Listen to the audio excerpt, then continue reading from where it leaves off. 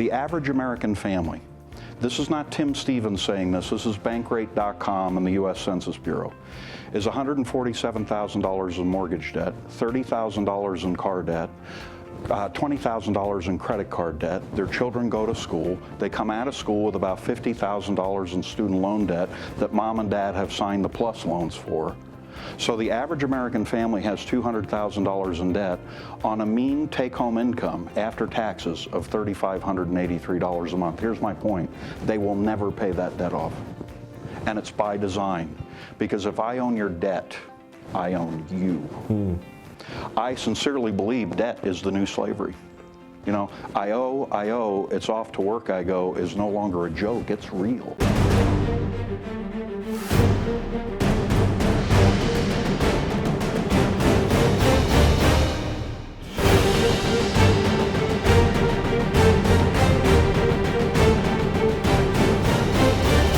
Hello, this is Marco LaRock.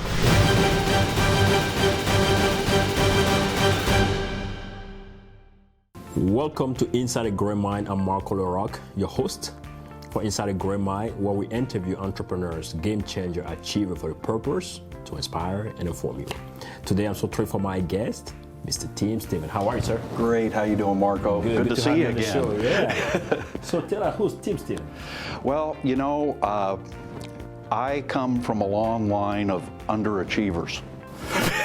So I decided a long time ago that I was going to do something different with my life. And unfortunately, I grew up, you know, my mother is one of my heroes, but at 13 years old, my dad drove out of the end of the driveway and I never saw him again. My mom was a waitress at a truck stop raising 3 kids single, so we were dirt poor. You know, we were called white trash. We were called the kids from the other side of the tracks. You know how people can be. That set off kind of a pattern of bad behavior in my life that lasted pretty near 30 years. I'd sooner fight you than look at you for most of my life. I met my wife, Kim, when she was 16. We got married in college, had 2 boys. Took me about 5 years to get out of high school. Took me about 7 years to get out of college because I was constantly in trouble. Kim was a real student. She got out before I did. We had 2 sons while we were in college. And the crazy thing was, Kim got out of school before I did. Big surprise. She was like a student and everything. And she went to work as a special education teacher, and she was gifted. She loved what she did, but she loved her 2 boys more. We had 2 sons while we were in school, working full-time and going to school full-time. Everybody knows this drill. She came home one night and dropped her bags in the middle of the living room floor after she picked up the children and said, "I quit my job today." I said, "You did what?" She said, "I quit my job today. I'm not farming my children out to the lowest bidder." So I figured, this is what I figured, Marco. I figured, oh, no big deal. I got 3 months worth of college left. I'll get out of school and I'll get a great big job. And by the time I'm 35, I'll be a multimillionaire. That's a dream. You know how everybody thinks that way, don't they? What actually happened, as you know, because of some of the work you've done, 7 out of 10 people that go to college never work in their chosen field. I was one of them. So I had to get out. I was motivated to find work. I took 3 jobs in the meantime, and then I started working for a hot tub company that a friend of mine owned in Kearney, Nebraska on Main Street. We took that store. He said, "Listen, Tim, you need a job and I need a salesman. Come to work for me." And you got to know, I was motivated. I had 2 babies at home and my wife.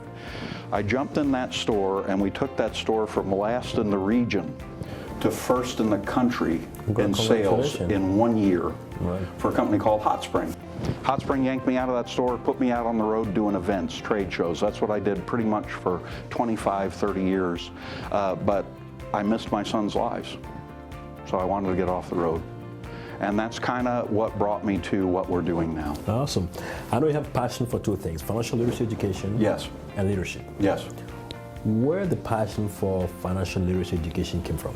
Well, while I was traveling, as I said, I missed my son's lives. I'm not proud of that. It just was what it was. You know, my wife and children were living in a beautiful house in Millard with a swimming pool and a hot tub in the backyard that I never swam in and never soaked in because I was never home. So back in 2006, I decided with some partners that I would get off the road. And we opened up 7 hot tub stores all at once, $500,000 a piece to open them up. And you know, banks will give you the money on your signature if you're good at what you do, and we were. 7 of them, $500,000 a piece, that's $3.5 million. We opened them in 2006. And for 2 years, Marco, I really thought that it was going to be my retirement. We were just killing it. We were making money hand over fist. And then 2008 happened. And the housing market crashed. And the bottom fell out of everything. We lost all of our financing, everything.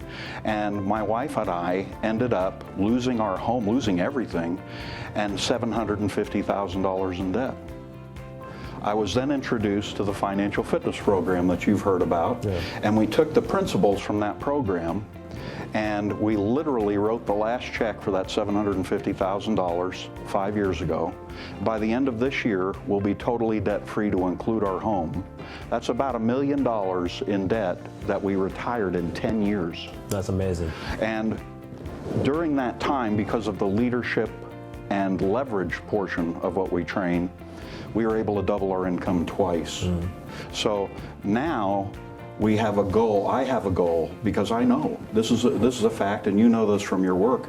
The average American family, this is not Tim Stevens saying this, this is Bankrate.com and the U.S. Census Bureau, is $147,000 in mortgage debt, $30,000 in car debt, $20,000 in credit card debt. Their children go to school. They come out of school with about $50,000 in student loan debt that mom and dad have signed the plus loans for. So the average American family has $200,000 in debt on a mean take-home income after taxes of $3,583 a month. Here's my point. They will never pay that debt off. And it's by design. Because if I own your debt, I own you. I sincerely believe debt is the new slavery. You know, I owe, it's off to work I go is no longer a joke, it's real. Yeah. So what would be like one principle, tips or whatever for somebody who's listening to us right now that's like, you know, swimming or like having a debt? What would be one thing or two things that person can start doing now? Well, first of all, stop spending. Second of all, one of the greatest books I've ever read is The Richest Man in Babylon. And the primary thing in that book, there's a lot of great stuff in it, but it said pay yourself first. 10% of whatever you make, start putting it back. And that can be as little, you know, some people make $500 a month, some people make $500,000 a month. 10% is 10%. So just start there and stop spending. Pay yourself first and stop spending, and then get with somebody like you or I and get some coaching in that area. Okay. Especially somebody who's been through it and come out on the other side. That's amazing. You bet. So no question, you are a servant leader. Oh, thank you. What makes you effective, and what are the secrets that have guided you to be who you are today? Well, I was fortunate in about the time I was about 35, I became a Christian. I came to know Jesus Christ as my Lord and Savior, and that changed my whole life. Because up until that point, I was really chasing money. And I've always said, Marco, that God has a sense of humor with me. So it's not good to chase money? It's not good. It's not that you shouldn't chase money as the end goal. Okay. Right? I think that money is fantastic. Listen, I've had it and I haven't had it. Having it's better. You know? And having more than you need is better than having not enough. Please don't misunderstand me. But I think that what you should do with it is, I'm at a point in my life now, I just had my 60th birthday 2 days ago. Happy birthday. And now, Happy birthday. thank you so much. Now it's more about legacy. My favorite book says that a good man, and we all want to be good men, should leave an inheritance to his children's children. And that's my goal now. That's my why. That's deep though. It's very deep, and it takes a lot of money. Wow. So how did you learn to build a belief in you? Because without belief, I don't think you'll be able to dig yourself out of all those debt and becoming who you are today. I was introduced back when I was 21 years old by my friend Eric Ofor-Gerenwa from Nigeria. Okay. He gave me the tape set by Zig Ziglar for my birthday. Zig Ziglar, See You at the Top. Yeah. And at the time, I was angry. Just a mess. I really was personally, and I was working third shift. Well, on my break, instead of eating, I'd read a great book, and I'd go out for a walk and I'd listen to those audios. I can repeat Zig Ziglar's, to this day, I can repeat Zig Ziglar's speeches. Do you have one of his favorite quotes that you can share? I do. You can have anything you want in life as long as you're willing to give enough other people what they want. What they want. Good. And that's kind of my guiding philosophy now, because I believe that if I can help somebody else out of a bad situation, it'll only bless me and bless them. So that's kind of where I'm at now. That's awesome. Thank you. Who inspires you? Oh my goodness, my wife. My wife, Kim, took care of the children, and here's when I knew, Marco, that I had won the wife lottery. When I walked into the house. That before wife lottery. Oh my goodness. Okay. When I walked into my house the day I found out how bad off we were, in debt, and she loved her house and she loved all of that, and Kim was over doing the dishes. And I walked in and I sat down at the kitchen table, and I must have been as white as a sheet. I must have looked like a ghost, because she looked at me and she said, "What's wrong?" And I said, "We're $750,000 in debt." She got real quiet, and then she said, I couldn't believe this. She said, "We'll be fine, you'll get us out of it," and went right back to doing what she was doing. The number one cause of divorce in the United States today is money. Is money problems, number one. Number two is discussions about money. I don't know about you, but I know what the high-level discussions of my house are about. Money again, right? It's Exactly, money. you bet. Okay. So that kind of, she inspires me. My coach in high school, Jerry Owl, he's a track coach of mine, inspires me. My friend Orrin Woodward, who I'm involved with in business now, was just picked 2 summers ago as one of the Inc.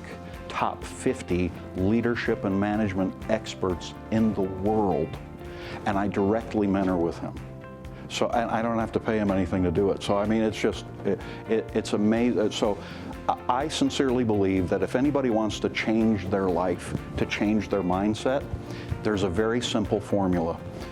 Read 15 minutes a day out of a positive motivation and attitude book. Listen to podcasts and audios and that sort of thing. Positive motivation. Whatever you want to adhere to, if you want to be a great banker, listen to great banking podcasts. If you want to be a great teacher, listen to great teacher podcasts. Then associate. This is the thing I think is the most important thing. Remember when Grandma used to say, "Don't hang around with those boys down on the corner. You lie down with dogs and you get fleas."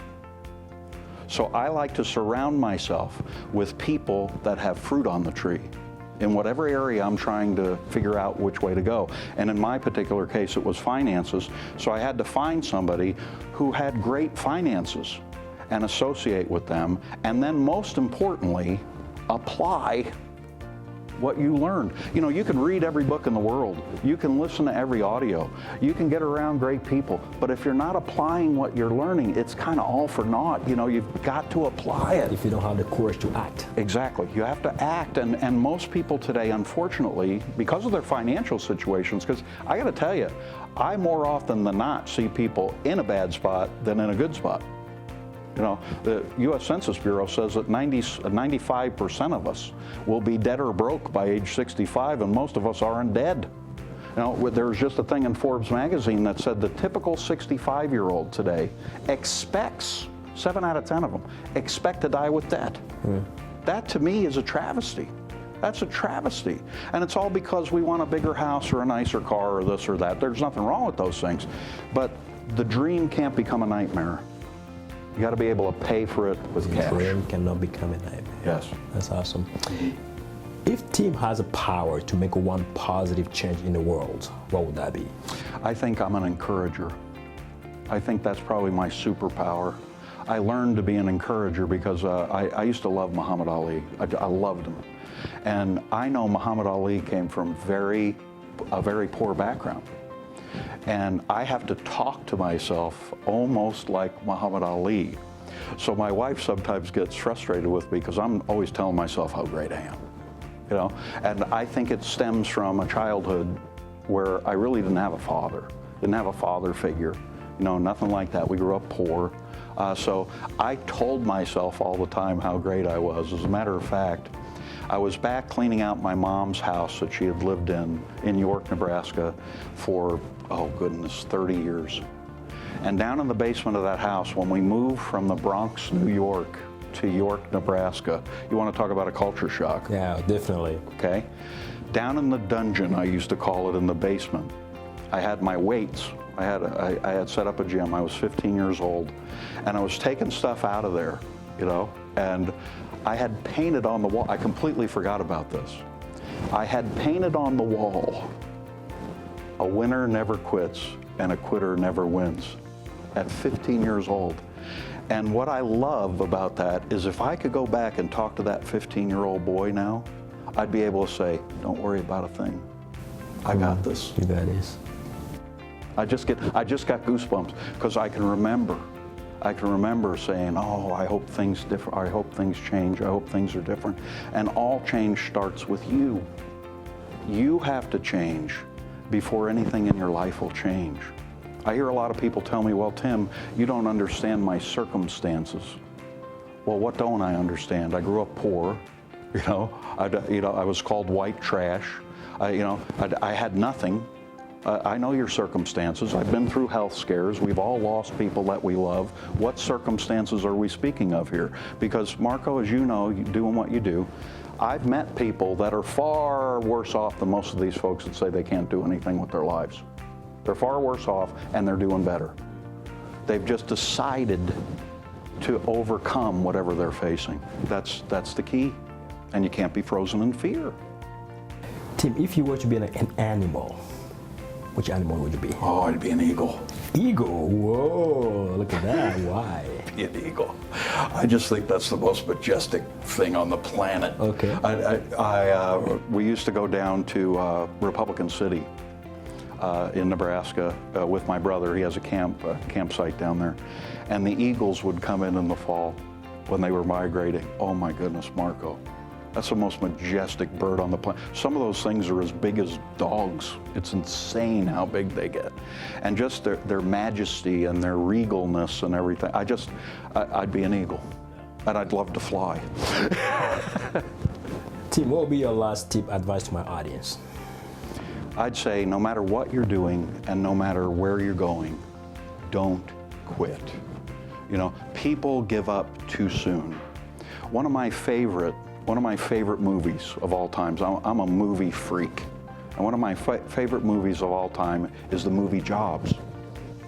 Steve Jobs is looking for a CEO at Apple, and he calls John Scully at Pepsi-Cola to come and be the CEO at Apple.